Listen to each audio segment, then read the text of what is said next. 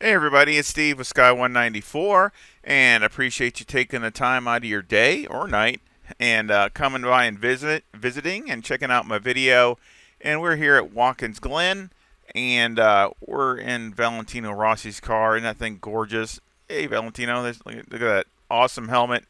Um, One of the best looking as far as the drivers and all that. The suit and the helmet looks awesome in there. And anyway, I had some setup requests for the Audi, so finally was able to get this done. Been spending some time, any of my off time, trying to knock it out and get it to where I want it, and that was the problem. I kept trying different things, and we'll go over that in the setup in case you want to make an adjustment.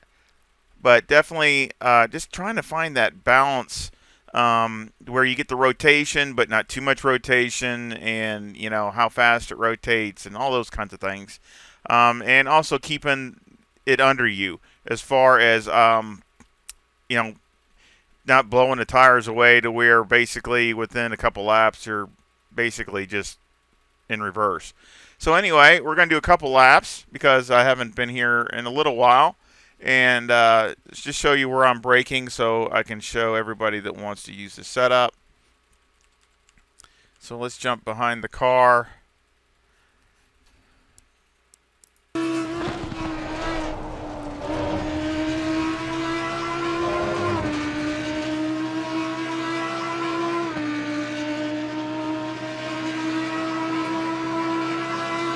Okay, so basically just past the 150 there, between that and the 100. In the car, again, it looks like I'm out near the 100, so it's just, but you're in between, or you can say right here where this Fanatic sign is, or a Fanatec sign is, but I mean, basically it's right in this range.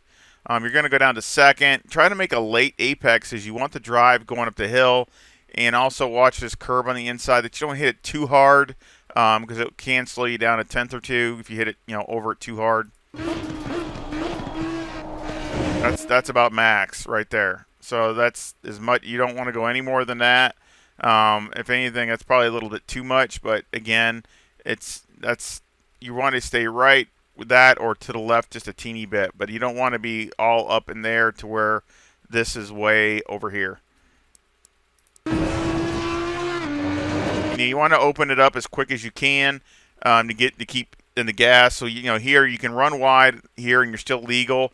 So as long as you keep it like it is here, you can even go a little more over, I think. But as long as you keep the right side tires over here on the paint, you should be all right. But I mean, all these laps were legal. And you get back over, and of course it's wide open all the way to the bus stop.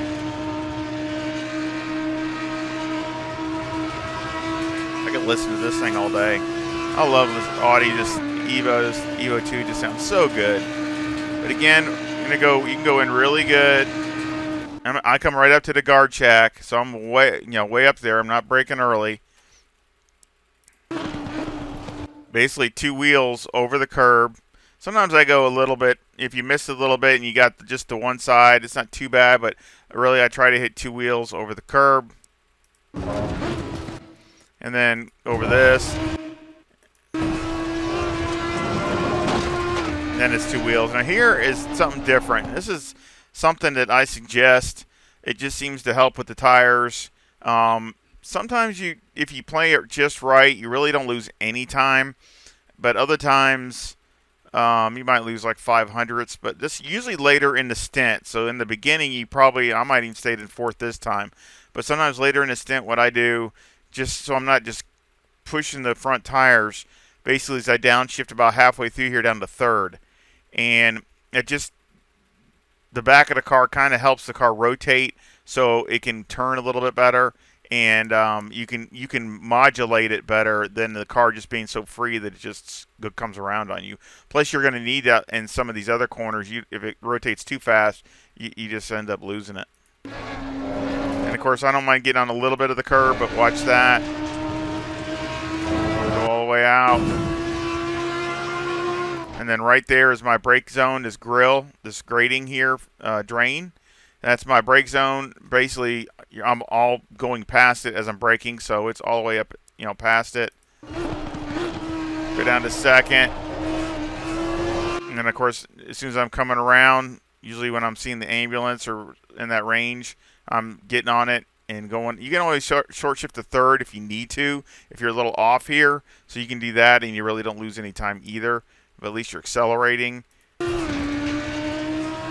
I run it right out. And then here is one of these turns is kind of tricky for me anyway. This turn here reminds me of the second part of the S's at Zandvoort that's slick. It reminds me of I just had it in my head and I forgot. Oh, Hungaroring and some of that, some of the slippery places there. Just certain places that just has some real slippery, not a lot of grip to me anyway. And I know I was thinking about Suzuka, that one double left where you go down to the back straightaway.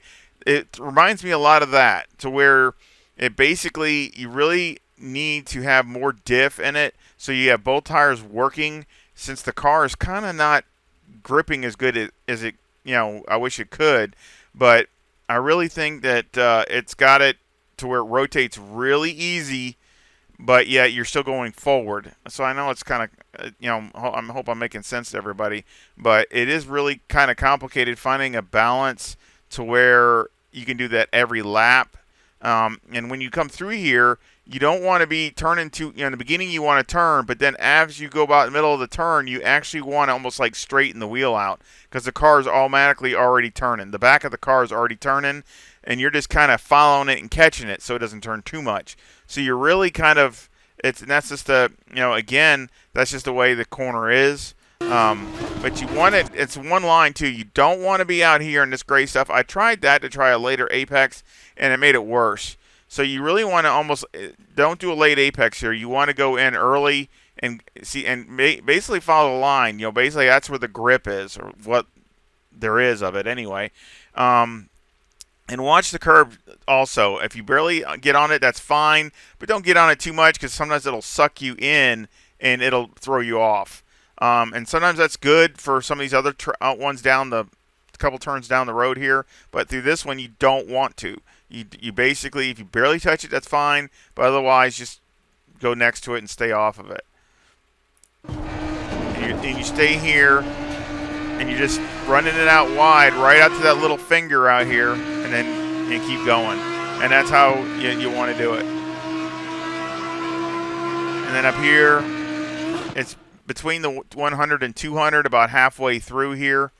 You go down to second. And again, all these turns here don't have a lot of grip. Now this, you can get on the curb. As you see, I'm getting on the curb, and it almost pulls you in. When you get on it, it kind of pulls the car in.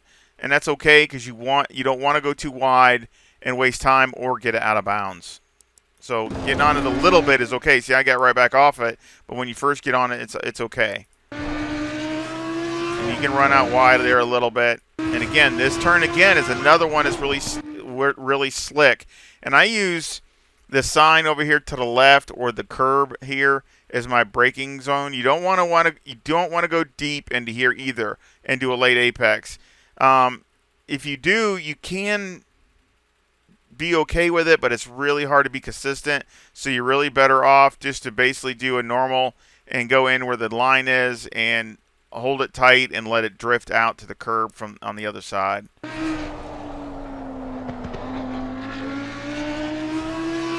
go right out. You're right out to that curb. Now up here, basically is right before the 100. I might lift and that's it. I don't even hit the brakes.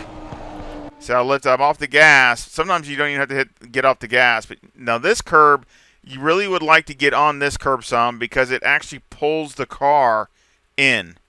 So when you get on it, you can feel the car rotate. It actually pulls the car over, and that's actually a good thing, so that way you can stay on the gas and you don't go out of bounds.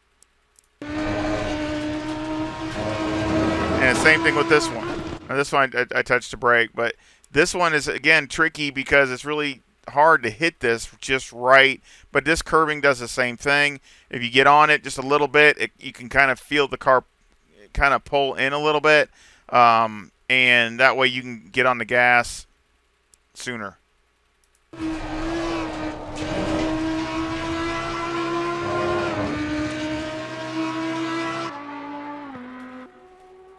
let's watch another lap. There's my fast, a 145.28. You see, that's my first, I think my first hot lap out of the pits. It's, I still got 56 liters. I had started with 63.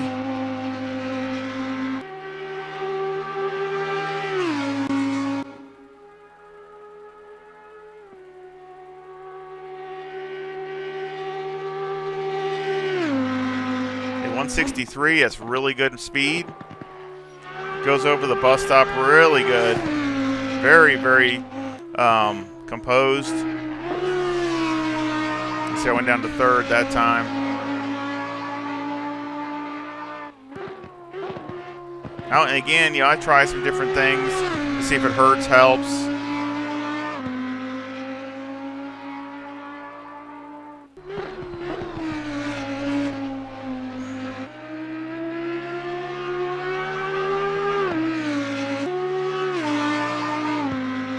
Man, does that thing sound awesome. The car is super stable. And every part of the track, I mean, it's solid. It has a real good rotation to it, very predictable for the Audi. Very consistent. I'll show you the timetables. I missed that just a little bit, so that kind of hurt me.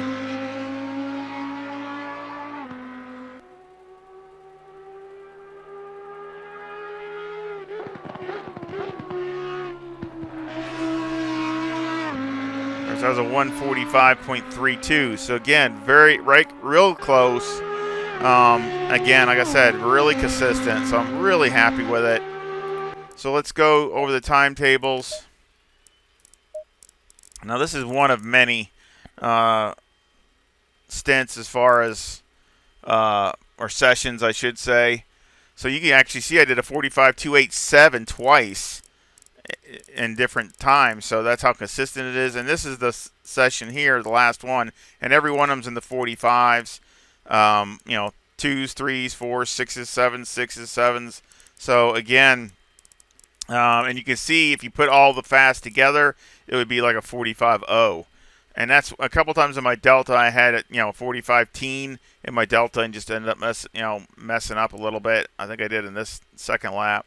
And the third lap, I think I did too. So, again, it just, you slip here and you lose a tenth or whatever. But, yeah, if you put all the fast sectors together, it would be like a 45.0 something.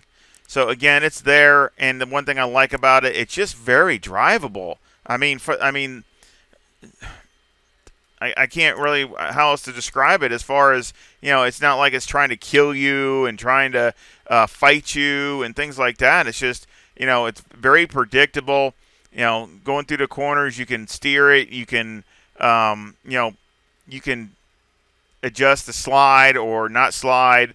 It's just very driver friendly. So let's go over to setup. Got 24.6 left front, 25 left rear, 25 right front, and 25.7 right rear. The toes a negative 0.2.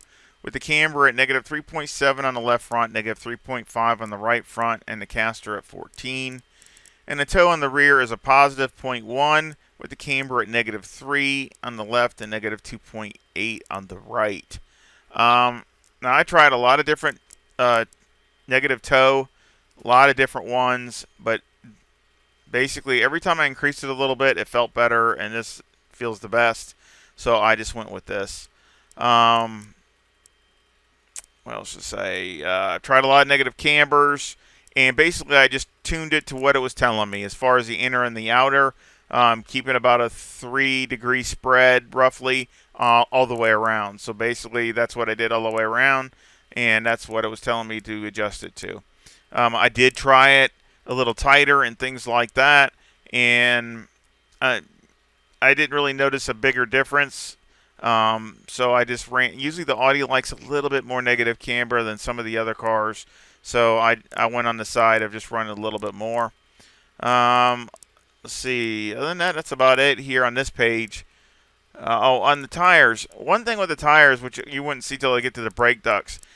The one thing I'd like to do is the brakes were getting too cool down there going to the bus stop. So definitely, if the temperatures were any cooler, any cooler than like if it was 20 or under, I would definitely go down to brake duct twos, because it's already now getting where it's the brakes are getting too cool. I don't like that, but I didn't want to have to lower the pressures more, and it were steady. I mean, once they got hot and they were getting right where they were, within, it took about 2 or 3 laps to get them up to where they really were steady at their pressures, and they stayed there. And I kind of like that. They wouldn't keep creeping up and up. So basically, that's probably just something that you can adjust if you have the cooler conditions. Electronics are 3, 3, and 3. Fuel, of course, I had 63 liters. Number 1 brake pad. Mechanical had 3 on the anti-roll bar, 54 on the brake bias. Steering is 13. Springs in the front are 153,000 with a bump stop rate of 600 and a bump stop range of 5.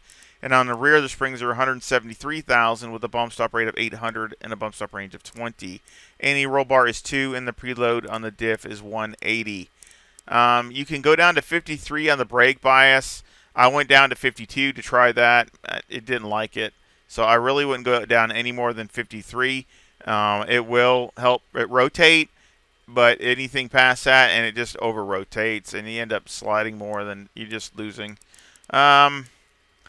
Tire wear was pretty good also. Typical graining, but nothing major. And the wear front to back was actually really good. So it was, again, the left front takes a beating here, but it was really close to the rear, and the right side was actually perfect. So shocks on the front are 5, 22, 25, and 34. And on the left rear, it's 16, 22, 18, and 30. And on the right rear, it's 14, 24, 20, and 30. And I'm not going to go over Motec this time, since we've been showing a couple laps and things like that, because I know it ends up going long. But like I said, I adjusted them multiple times. And it's really weird because the Audi is different, completely different than the Huracan. It's really weird how these cars are, how they're so different, where usually a lot of times you run more bump on the front and less on the rear and things like that, but not the Audi. So again, I just go off of what Motec is telling me, and it really is working well, because if it wasn't, the bus stop would be awful, and I mean you can really go through there hard. So Aero got 55 in the front, 62 in the rear with a 4 wing and a 3 in the brake ducts, and the front aero variation is a negative 2.1. So again, now for qualifying, you might be able to go down to 3 and try it. I did try that to go down a little bit less, and yeah, I mean it was pretty quick. But what happened is after a couple laps, 2 or 3 laps, it just started. I think it was just killing the tires. So basically, and it was hard to keep it from sliding and things like that. So I went with a 4, and at speed-wise down the straightaway, it was like 1 mile an hour. And again, for a race setup, race pace, I want to stay consistent. I don't want it to be running whatever time it is, and then within 4 or 5 laps, the things drop to second. So that's no good. So again, basically, you could try that though for qualifying. It might work to where with less fuel and 1 click less wing. I mean, depending on the weather, 44s should be very obtainable. So again, I just basically went through it and wanted to make sure that it had good pace, but good pace over over a lot of laps. So again, I did a lot of stints with this, and I hope you enjoy it. Hope it works good for you. Any comment or feedback is much appreciated. I love talking to all my sim racing friends. Sometimes I don't get to it as soon as I'd like to. Work has had me really busy lately, but I really try to get to you sometime, and try to get back with everybody, and respond. And I do appreciate that. And of course, a like and subscribe would be great. And of course, I have a link to this setup in the description. And of course, I have a PayPal link in there also if you want to contribute. Whatever is fine. It'd be great, and I appreciate that also. And I sure hope that you enjoyed the video and you come back and visit again really soon. Y'all take care. See ya.